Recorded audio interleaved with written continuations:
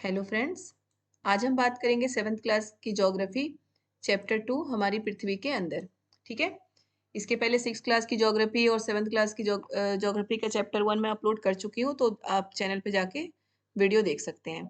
Okay, तो आज हम पृथ्वी के बारे में पढ़ेंगे। बेटा, हम एग्जाम के लिए पढ़ रहे हैं, कॉम्पिटिशन एग्जाम के लिए, सीटेट के लिए पढ़ रहे हैं, तो हम एक एक पॉइंट अच्छे से समझते हुए, कॉन्सेप्ट क्लियर करते हुए आगे बढ़ेंगे। रटना नहीं है, हमें समझ के चीज़ों को समझना है, कॉन्सेप्ट क्लियर करना है, तभी हम क्वेश्चन सॉल्व कर सकते हैं बहुत अच्छे तरीके से, और सारे क्वेश्चन हम अटेम्प्ट कर सकते हैं, सॉल्व कर सकते हैं। ठीक है। तो चलिए हम देखते हैं हमारी पृथ्वी के अंदर। इसमें पृथ्वी के बारे में पढ़ना है कि पृथ्वी के अंदर क्या क्या चीजें हैं, और जो पृथ्वी के अंदर जो हलचल होती है उससे पृथ्वी के ऊपर क्या असर होता है, यानी कि पृथ्वी के ऊपर उसके क्या इफेक्ट होता है, वो सब हम देखेंगे। ओके। तो सबसे पहले क्या है, पृथ्वी का आंतरिक भाग। पृथ्वी का आंतरिक भाग इस फिगर में आपको दिख रहा है, ये हमारी पृथ्वी है।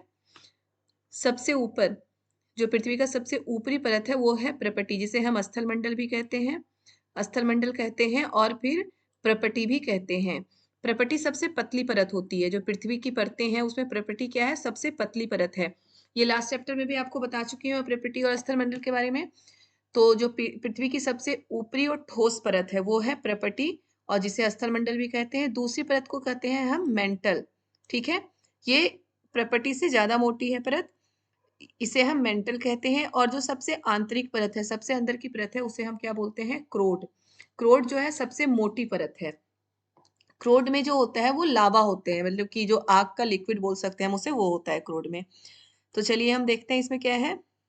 इससे तो मैं आपको समझा चुकी हूँ। देखते हैं प्रपटी क्या क्या है। पृथ्वी की सतह के सबसे ऊपरी परत को प्रपटी कहते हैं। बता चुकी हूँ कि प्रपटी क्या है, पृथ्वी की सतह के सबसे ऊपरी परत है, जो बहुत ही ठोस होता है। ठोस परत को हम प्रपटी कहते हैं। यह सबसे पतली परत होती है। यह महाद्वीपीय संहति में 35 किलोमीटर एवं समुद्री सतह में केवल 5 किलोमीटर तक है। अब आपको ये देखना है कि महाद्वीप और मतलब कि समुद्र, महासागर दोनों ही हमारे पृथ्वी पे है। तो जो महाद्वीपीय संहति होती है, मान लो कि ये हमारा जमीन है और ये सागर है। ठीक है। ये सागर है, तो इतना तो यहाँ पे पानी है जमीन पे, मतलब कि ये सागर मान लो, ये हमारी जमीन है, ये स्थल मंडल है और ये जल मंडल है। तो इसमें क्या है कि महाद्वीपीय जो संहति है उसमें 35 किलो, महाद्वीपीय संहति में 35 किलोमीटर।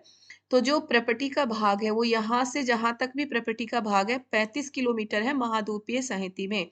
यानी कि महाद्वीप जो हमारा स्थल मंडल है वहां पे ये 35 किलोमीटर है। वहीं जो महासागर है, महासागर में है 5 किलोमीटर। तो महासागर से जो प्रपटी का लास्ट भाग होता है वो 5 किलोमीटर है। ठीक है। यहाँ से हमारा क्या स्टार्ट हो जाता है, क्रोड स्टार्ट हो जाता है। ओके, यहाँ से हमारा क्रोड हो जाता है स्टार्ट। ये हमारा ये है प्रपटी है, सबसे पतली परत है प्रपटी, याद रखना है आपको। पृथ्वी की सबसे ऊपरी परत है, ये बहुत ही ठोस परत होती है जिसपे हम रहते हैं, और इसके ऊपर मिट्टी की पतली परत होती है। तो यही है जो ये महासागर, ये जो संहति है, महासागर में ये 5 किलोमीटर है, और महाद्वीप में ये 35 किलोमीटर है। ठीक है। देखिए यहाँ लिखा हुआ है।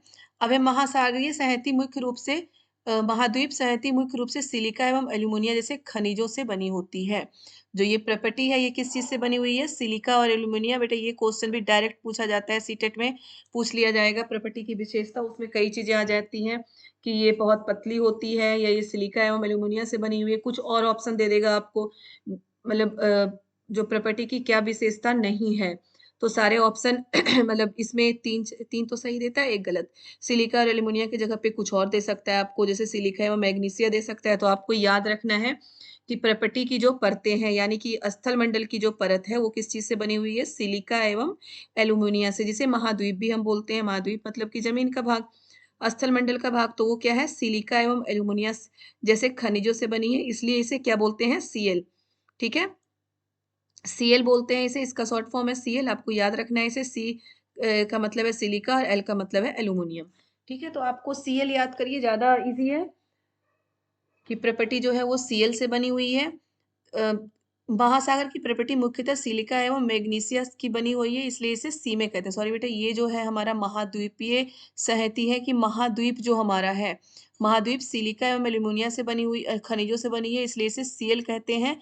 तो ये रखना है आपको याद। महासागर में की प्रॉपर्टी, ये तो महाद्वीप की प्रॉपर्टी है, जो महाद्वीप की प्रॉपर्टी है ये हमारी किस चीज से बनी है, सिलिका एवं एल्यूमिनिया से।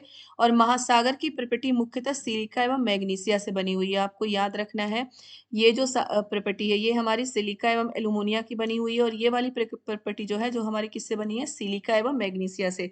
तो ये दोनों अलग अलग चीजों से बनी है। सिलिका तो दोनों में है, एक में एल्यूमिनियम है, एल्यूमिनिया है, और एक में क्या है, मैग्नीशिया है, खनिजों से बनी हुई है, इसलिए इसे सीमे कहते हैं। या बिल्कुल ध्यान रखना है आपको, महाद्वीपीय प्रॉपर्टी को महाद्वीपीय प्रॉपर्टी जो है वो उसको सीएल कहते हैं, और महासागरीय प्रॉपर्टी जो है उसे क्या कहते हैं, सीमे कहते हैं। तो ये चीज आपको याद रखना है, याद करना पड़ेगा। ये तो थोड़ी थोड़ी सी चीजें। प्रॉपर्टी के नीचे मेंटल होता है जो 2900 किलोमीटर की गहराई तक फैला है। प्रॉपर्टी की गहराई कितनी है, 35 किलोमीटर, जो सबसे कम है 35 किलोमीटर ही है प्रॉपर्टी की गहराई। और जो ये प्रॉपर्टी के नीचे जो मेंटल होता है वह 2900 किलोमीटर की गहराई तक फैला होता है। इसकी सबसे आंतरिक परत क्रोड है। ठीक है, प्रॉपर्टी के नीचे होता है मेंटल जो बीच का है, और सबसे आखिर में होता है क्रोड। क्रोड की गहराई कितनी है, ये सब आपको याद करना होगा बेटा। ये नंबर की जो प्रॉपर्टी की गहराई है वो 35 है, मेंटल की गहराई 2900 किलोमीटर है, और क्रोड की गहराई 3500 किलोमीटर है।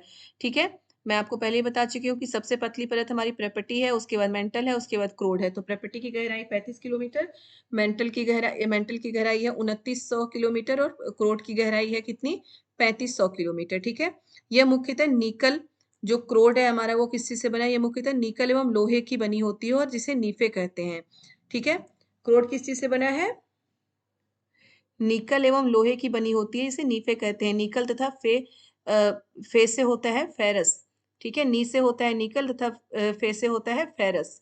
ओके, कहते हैं केंद्रीय क्रोड का तापमान एवं दाब काफी उच्च होता है, इसे नीफे कहते हैं। नीफे इसलिए कहते हैं कि नी से होता है निकल तथा फे से होता है फेरस। ओके, तो आपको ये भी याद रखना है कि प्रॉपर्टी, चलिए फिर से मैं एक बार समझाती हूँ। प्रॉपर्टी की जो गहराई है वो 35 किलोमीटर है, और सबसे ऊपरी और सबसे पतली परत है, सबसे ज्यादा ठोस होता है। प्रॉपर्टी के अंदर मेंटल है, मेंटल की गहराई 2900 किलोमीटर है, और सबसे नीचे है क्रोड, क्रोड की गहराई है 3500 किलोमीटर। प्रॉपर्टी का जो महासागरीय सतही है वो सीमे से बनी हुई है, सिलिका और मैग्नीशिया से। और महाद्वीपीय सतही जो है वो सीएल से बनी हुई है, सिलिका एवं एल्यूमिनियम से। ठीक है, एल्यूमिनिया से। और जो हमारा सबसे नीचे का भाग है क्रोड, क्रोड किस चीज से बनी हुई है, क्रोड जो है वो निकल और लोहे से बनी हुई है, तथा इसे नीफे कहते हैं। निकल तथा फे से फेरस कहते हैं। केंद्रीय क्रोड का तापमान एवं दाब काफी उच्च होता है। जो केंद्रीय क्रोड है यानी कि यहाँ पे जो है कि आंतरिक क्रोड, इसका तापमान और दाब बहुत ज्यादा होता है, और जो लावा या फिर जो मैग्मा तैयार होता है वो यहीं पे होता है। ओके, अब है शैल एवं खनिज। शैल क्या है, शैल से कई बार क्वेश्चन आ चुके हैं हमारा, इससे भी क्वेश्चन आता है जो पृथ्वी के आंतरिक भाग, तो ये भी आपको अच्छे से याद रखना है। अब है शैल क्या है। ठीक है, पृथ्वी के आयतन का केवल ये देखिए क्या है, आप जानते हैं पृथ्वी के आयतन का केवल 1% हिस्सा ही प्रॉपर्टी है, 84% मेंटल एवं 15% हिस्सा क्रोड है। पृथ्वी की त्रिज्या 6371 किलोमीटर है। ठीक है, अब यहाँ पे देखिए कुछ शब्द है, इग्नियस, लैटिन शब्द इग्निस, इग्निस अर्थ का अर्थ है अग्नि। तो ये आपको ध्यान रखना है, क्योंकि ऐसे शब्द आ जाते हैं कई बार कि इसका क्या अर्थ है। तो इग्नियस, आग्नेय शैल को ही इग्नियस बोला गया है, जो लैटिन शब्द इग्निस जिसका अर्थ है अग्नि। सेडिमेंट्री, सेडिमेंट्री लैटिन शब्द है सेडिमेंटल जिसका अर्थ है स्थिर। मेटामोर्फिक, ग्रीक शब्द मेटामोर्फोस जिसका अर्थ है रूप परिवर्तन। ठीक है, इग्नियस हो गया आग्नेय सेल, सेडिमेंट्री हो गया अपसादी सेल, और मेटामोर्फिक हो गया आपका कायांतरित सेल। ठीक है, लैटिन में इन दोनों का अलग अर्थ है, और ग्रीक में इन दोनों का इनका अलग अर्थ है, तो ये आपको ध्यान रखना है। ओके, अब हम शैल और खनिज के बारे में पढ़ते हैं। शैल क्या है, खनिज क्या है। जो हमारे बेटा प्रॉपर्टी जो है वो शैलों से बनी हुई है, ये आपको ध्यान रखना है। अब देखिए क्या है, पृथ्वी की प्रॉपर्टी अनेक प्रकार के शैलों से बनी रहती है। ये चीज मैं अभी आपको बता रही थी कि पृथ्वी की जो प्रॉपर्टी है वो अनेक प्रकार के शैलों से बनी होती है। पृथ्वी की प्रॉपर्टी बनाने वाले खनिज पदार्थ के किसी भी प्राकृतिक पिंड को शैल कहते हैं। शैल क्या है, पृथ्वी की प्रॉपर्टी को बनाने वाले खनिज पदार्थ के किसी भी प्राकृतिक पिंड को शैल करते हैं। शैल विभिन्न रंग, आकार एवं गठन की हो सकती है। तो ये भी क्वेश्चन आ सकता है कि शैल की विशेषता क्या है, उसमें कई दे सकते हैं कि पृथ्वी की प्रॉपर्टी शैल से बनी है, या फिर पृथ्वी की प्रॉपर्टी बनाने वाले खनिज पदार्थ की प्राकृतिक पिंड को शैल कहते हैं। ये आ सकता है पृथ्वी विभिन्न रंग एवं आकार एवं गठन की हो सकती है, या फिर ये आ सकता है कि सेल का सेल का एक ही रंग होता है, आकार और चौथे ऑप्शन में आ सकता है कि वो सेल विभिन्न आकार एवं गठन की हो सकती है। तो याद रखिएगा, एक रंग नहीं, विभिन्न रंग और आकार एवं गठन की हो सकती है। तो ये 3 पॉइंट सेल का है, ये बिल्कुल अच्छे से याद कर लीजिए, क्योंकि सेल से अगर कुछ आता है तो हम इसे अच्छे से सॉल्व कर लें, ठीक है। अब मुख्य रूप से 3 प्रकार के सेल होते हैं, आग्नेय जिसे इग्नियस बोला गया, सेल अपसादी एवं कायंत्रित सेल, ठीक है। द्रवित मैग्मा ठंडा होकर ठोस हो जाता है, इस प्रकार बने सेल को आग्नेय सेल कहते हैं। इसे प्राथमिक सेल भी कहते हैं। आग्नेय सेल 2 प्रकार की होती है, अंतर्भेदी तथा बहिर्भेदी। मैं आपको यहीं पे बताती हूँ, क्योंकि ये पीछे हो जाएगा बहुत, यहीं पे बना के आपको बता देती हूँ मैं सेलों के बारे में। आग्नेय सेल, अपसादी सेल और कायंत्रित सेल। देखिए यहाँ पे है कि ये हमारा ज्वालामुखी है। आपको पता है कि जो पृथ्वी के अंदर से मैग्मा बाहर निकलता है वो ज्वालामुखी पर्वत से निकलता है। ज्वालामुखी पर्वत बेटा वही बोलते हैं जिसके पृथ्वी के अंदर तक, जिसमें कोई होल हो, छेद हो, ठीक है। अगर हम किसी चीज को ज्यादा गर्म करते हैं, जैसे पानी को ज्यादा गर्म करेंगे, तो वो कहाँ जाता है? ऊपर की ओर जाता है।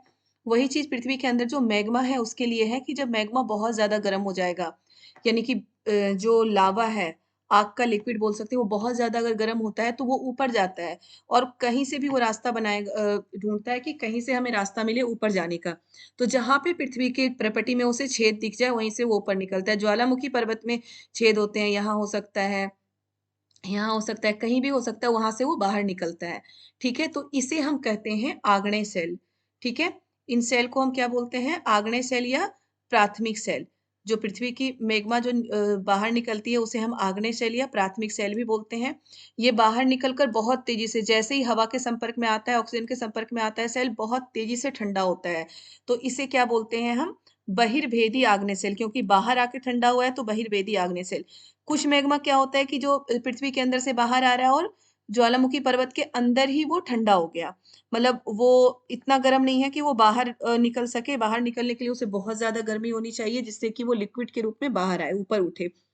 तो वो ज्वालामुखी पर्वत के अंदर ही ठंडा हो जाता है, ठीक है, और वो शेल के रूप में परिवर्तित हो जाता है। उसे हम बोलते हैं अंतर्भेदी आग्नेय शेल। याद रखिएगा, आग्नेय शेल वही है जो आग जमीन के अंदर से निकलता है और बाहर निकल के ठंडा होता है। उसे हम कहते हैं जो, मतलब सबसे पहला जो, इसीलिए उसे प्राथमिक सेल बोला गया है कि सबसे पहला जो सेल है ज्वालामुखी पर्वत से निकलते ही, उसे आग्नेय सेल बोलते हैं। अंतर्भेदी आग्नेय सेल का मतलब होता है भेदी, मतलब कि जो अंदर है। अंतर्भेदी से याद रखिएगा, जो अंदर है, यानी कि जो ज्वालामुखी पर्वत के अंदर ही ठंडा हो गया हो।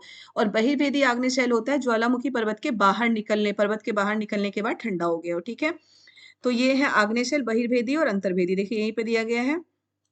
प्रपटी पर इस प्रकार बने शेल को, देखिए क्या है, आग के आप ज्वालामुखी से निकलने वाली लावा की कल्पना कर सकते हैं। वास्तव में आग की तरह लाल द्रवित मैग्मा ही लावा है, जो पृथ्वी के आंतरिक भाग से निकलकर सतह पर आता है। जब द्रवित लावा पृथ्वी की सतह पर आता है तो वो तेजी से ठंडा होकर ठोस बन जाता है। प्रपटी की इस प्रकार से बने सेल को अंतर्भेदी आग्नेय सेल बोलते हैं, जो मैं अभी आपको यहाँ समझा रही थी।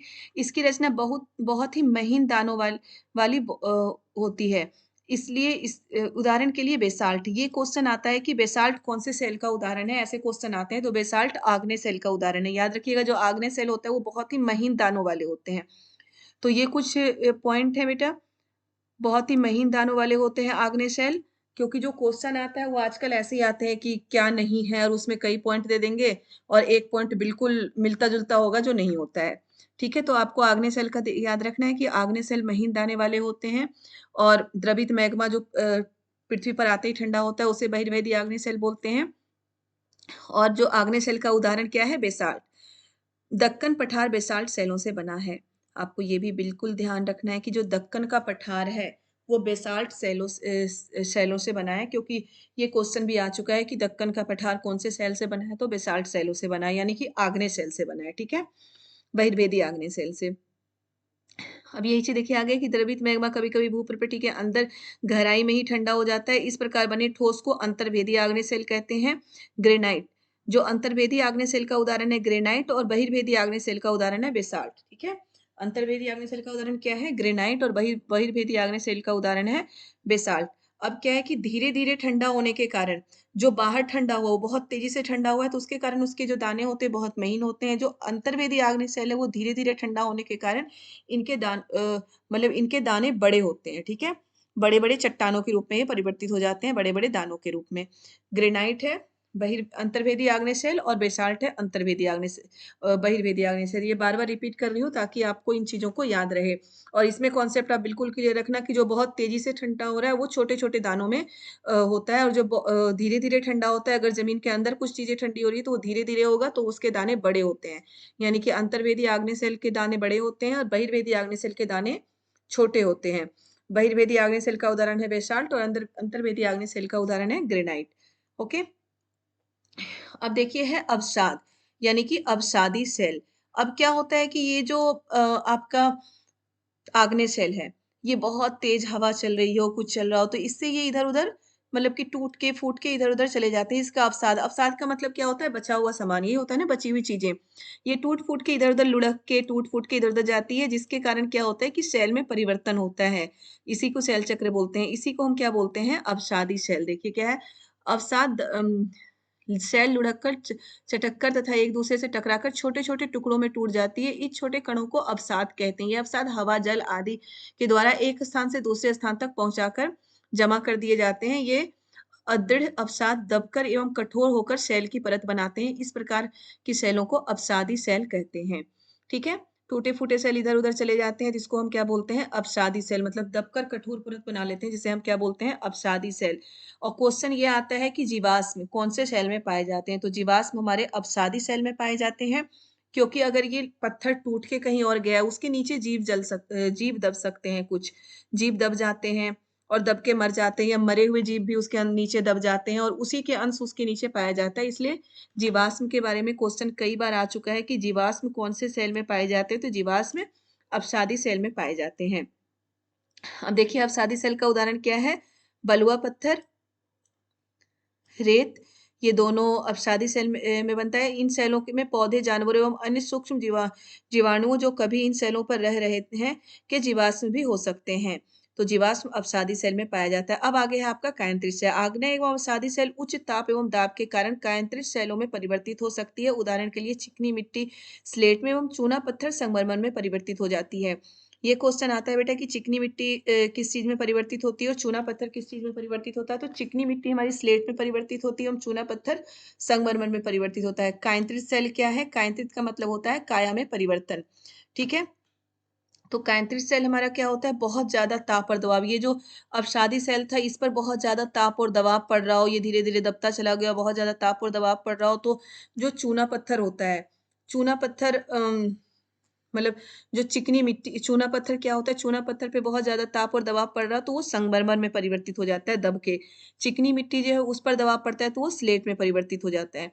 तो याद रखिएगा आपको, चिकनी मिट्टी हमारे ये अवसादी सेल का उदाहरण है, और स्लेट हमारा कायांतरित सेल का उदाहरण है। इसी तरह चूना पत्थर अवसादी सेल का उदाहरण है, और संगमरमर कायांतरित सेल का उदाहरण है। बेटा बहुत पहले शायद 2014 में ये वाला क्वेश्चन आ चुका है कि चूना पत्थर किस चीज का उदाहरण है? कायांतरित सेल का या अवसादी सेल का? तो इसमें बहुत कंफ्यूजन था, लेकिन यही है कि चूना पत्थर कायांतरित सेल का अवसादी सेल का उदाहरण है, और संगमरमर कायांतरित सेल का उदाहरण है। ठीक है, तो इससे बहुत सारे सेल वाला जो ये टॉपिक है, ये आप कई बार देखिए, क्योंकि इससे बहुत सारे क्वेश्चन आते हैं और हर बार क्वेश्चन आता ही है सेलों से। तो ये आपको बहुत अच्छे से देख लेना है, समझ लेना है। कायांतरित सेल भी क्या है कि काया में परिवर्तन, यानी कि अपने रूप को ही बदल ले तो उसे हम कायांतरित बोलते हैं। ठीक है, तो ये कायांतरित सेल है। अब क्या होता है, कायांतरित सेल भी, उसके ऊपर भी बहुत ज्यादा ताप और दबाव पड़ जाए कायांतरित सेल से, तो वो क्या हो जाएगा? फिर से यहाँ पे देखिए क्या है, मैग्मा, मैग्मा निकल के आग्नेय सेल बन गया, आग्नेय से अवसाद, टूटा फूटा सेल अवसाद, अवसाद हो गया अलग, फिर अवसादी सेल, फिर कायांतरित सेल। और कायांतरित सेल पे भी अगर बहुत ज्यादा ताप और दबाव पड़ेगा तो फिर से वो जमीन के अंदर दबते दबते मैग्मा के रूप में परिवर्तित हो जाता है। इसी को, पूरी प्रक्रिया को हम सेल चक्र बोलते हैं। एक सेल से दूसरे सेल में परिवर्तित होने की इस प्रक्रिया को हम क्या बोलते हैं? सेल चक्र बोलते हैं। अभी एक क्वेश्चन था, 2019 का क्वेश्चन था, उसमें क्या था कि कायांतरित सेल मैग्मा में परिवर्तित हो जाता है। ये सही है या गलत? तो ये बिल्कुल सही है कि कायांतरित सेल मैग्मा में परिवर्तित हो जाता है। ठीक है, सेल हमारे लिए बहुत उपयोगी है। कठोर सेलों का उपयोग सड़क, घर एवं इमारत बनाने के लिए किया जाता है। ऐसे क्वेश्चन भी आते हैं कि सेलों का उपयोग किस चीज में किया जाता है? तो सड़क, घर एवं इमारत बनाने में कठोर सेलों का उपयोग किया जाता है। ठीक है, आगे देखते हैं हम। क्या आपको जानकर आश्चर्य नहीं होता कि किन्हीं निश्चित दशाओं में एक प्रकार की शैल चक्रीय तरीके से एक दूसरे में परिवर्तित हो जाते हैं। ये मैं आपको बता चुकी हूँ कि सेल चक्र क्या है। सेल चक्र एक मतलब कि वही है कि एक सेल से दूसरे सेल में परिवर्तन की प्रक्रिया को सेल चक्र कहते हैं। अब देखिए, लाल किला लाल बलुआ पत्थर से बना है, ताजमहल सफेद संगमरमर से बना है। अब इसके बारे में आप मुझे कमेंट में बताएंगे कि लाल बलुआ पत्थर कौन सा सेल है और संगमरमर कौन सा सेल है। ये सब मैं आपको ऊपर बता चुकी हूँ, तो आप मुझे कमेंट में ये जरूर आंसर बताइएगा कि लाल बलुआ पत्थर कौन सा सेल है और संगमरमर कौन सा सेल है। आप भी थोड़ा सा मेहनत करें बेटा मेरे साथ, तो आप बिल्कुल एग्जाम आपका क्लियर है। ओके, सेल चक्र क्लियर हो गया होगा अब आपका। तो ये सेल चक्र का पूरा चैप्टर हमारा हो चुका है। अब देखिए क्या है, सेल विभिन्न खनिजों से बनी होती है। खनिज प्राकृतिक रूप में पाए जाते हैं, पाए जाने वाले पदार्थ हैं जिनका निश्चित भौतिक गुणधर्म एवं निश्चित रासायनिक मिश्रण होता है। ये भी इंपॉर्टेंट है कि खनिज का क्या होता है, निश्चित भौतिक गुणधर्म एवं निश्चित रासायनिक मिश्रण होता है खनिज का। ये क्वेश्चन भी सीधा पूछ सकता है या फिर थोड़ा घुमा के भी। तो आपको ये देखना है, कोयला, प्राकृतिक गैस में पेट्रोलियम, ये सारे खनिज हैं, ईंधन के रूप में हैं। ठीक है, इनका उपयोग उद्योगों औषधि एवं उर्वरक में किया जाता है। जैसे लोहा, एल्युमिनियम, सोना, यूरेनियम, ये सारे क्या है, हमारे खनिज पदार्थ ही हैं। लोहा, यूरेनियम, लोहा, सोना, ये सारे खनिज पदार्थ हैं। खनिज, कुछ खनिज बहुत ही ठोस होते हैं और कुछ खनिज क्या होते हैं, बहुत ही सॉफ्ट होते हैं। ठीक है, तो ये हमारे खनिज पदार्थ हैं। अब ऑब्जेक्टिव क्वेश्चन देखते हैं हम। द्रवित मैग्मा से बने सेल। द्रवित मैग्मा से कौन सा सेल बनता है? आग्नेय सेल। पृथ्वी की सबसे भीतरी परत। पृथ्वी की सबसे भीतरी परत कौन सी है? क्रोड है। सोना, पेट्रोलियम, कोयला किसके उदाहरण है? खनिज के उदाहरण है। सेल जिसमें जीवाश्म पाए जाते हैं। अब शादी सेल में जीवाश्म पाए जाते हैं, यही क्वेश्चन बिल्कुल पूछा गया था बेटा सीटेट में कि सेल जिसमें जीवाश्म पाए जाते, जीवाश्म होते हैं, कौन सा सेल है? अब शादी सेल है। पृथ्वी की सबसे पतली परत। पृथ्वी की सबसे पतली परत हमारी प्रॉपर्टी है। साथ साथ मैं ये इसलिए सॉल्व कराती जा रही हूँ कि यहाँ से भी कभी कभी क्वेश्चन पूछ लिया जाता है। ठीक है, अब ये है, चलिए देखिए हम मिलान वाला देखते हैं मैचिंग का। क्रोड। क्रोड क्या है? पृथ्वी की सतह। बिल्कुल सही है, पृथ्वी की सतह ही है क्रोड हमारा। खनिज क्या है? सड़क एवं इमारत बनाने के लिए उपयोग होता है। सिलिका एवं बुलियन से बनता है। एक निश्चित रासायनिक मिश्रण होता है। भीतरी परत होती है, स्लेट से बनता है। शेल चक्र होता है। खनिजों का एक निश्चित, इसका एक निश्चित रासायनिक मिश्रण होता है। ओके, उसके बाद शेल। शेल क्या है?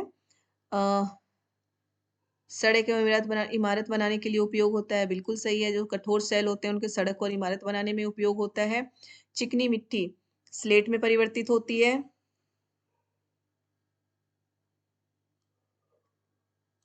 सीएल सिलिका एवं एल्यूमिनियम।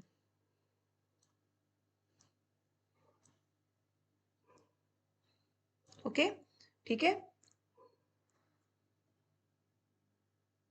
सॉरी, मैंने एक गलती कर दी है। देखिए, आप क्रोड को मैंने पृथ्वी की सतह बताई है, क्रोड पृथ्वी की सतह नहीं है। क्रोड पृथ्वी की जो सतह होती है वो क्या है हमारा? पृथ्वी की सतह है प्रपटी। क्रोड क्या है? अभी यहाँ पे देखने से मुझे याद आया कि क्रोड क्या है? सबसे भीतरी परत। तो ये अगर मुझसे गलती हो रही हो तो आप जरूर मुझे बताएं कि कमेंट में भी कि ये गलत है। इसका ये होगा, क्रोड क्या है? भीतरी परत। खनिज क्या है? खनिज का इस्तेमाल किस चीज में? खनिज का तो मैं लगा चुकी हूँ। सेल क्या है? सड़कें में इमारत बनाने में उपयोग होता है सेलों का। ओके, तो ये सारे देख चुके हो आप, मिलान करने वाला। और ये, तो ये चैप्टर भी हो गया बेटा आपका। कहीं से कुछ समझ में ना आए, कुछ चीजें क्लियर करनी हो दोबारा से, तो आप मुझे जरूर कमेंट करिएगा, मैं बिल्कुल समझाऊंगी आपको फिर से। नेक्स्ट चैप्टर का वीडियो बनाऊंगी, उसमें ये चीजें समझाते हुए मैं वीडियो आगे स्टार्ट करूंगी। तो अगर कोई भी टॉपिक, कोई भी चीजें आपको समझ में ना आए तो मुझे एक बार जरूर बताइएगा कि ये टॉपिक मुझे समझ में नहीं आई, ये टॉपिक मुझे फिर से समझाइए। तो नेक्स्ट चैप्टर का वीडियो बनाने से पहले, वीडियो बनाते हुए सबसे पहले वो टॉपिक मैं आपको समझाऊंगी, फिर दूसरा वीडियो बनाऊंगी। ओके, तो जिन लोगों ने अभी तक मेरे चैनल को सब्सक्राइब नहीं किया वो सब्सक्राइब जरूर कर दें। वीडियो पसंद आए तो वीडियो को लाइक करें, वीडियो को लाइक भी जरूर करें। अगर पसंद आए तो कमेंट करें और ज़्यादा से ज़्यादा वीडियो को शेयर करें। Okay, bye bye.